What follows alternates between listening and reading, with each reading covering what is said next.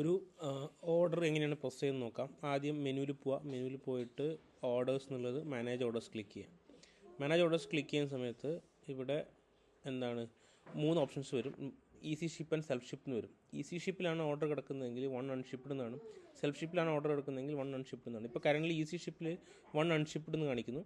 ഇതിനെയാണ് നമുക്ക് ഷെഡ്യൂൾ ചെയ്യേണ്ടത്. ഇത് ഷെഡ്യൂൾ ചെയ്ത് കഴിഞ്ഞാൽ നേരെ എന്ത് ചെയ്യും, ഡയറക്റ്റായിട്ട് സെൻഡ് എന്നുള്ള കാറ്റഗറിയിലേക്കാണ് പോവുക.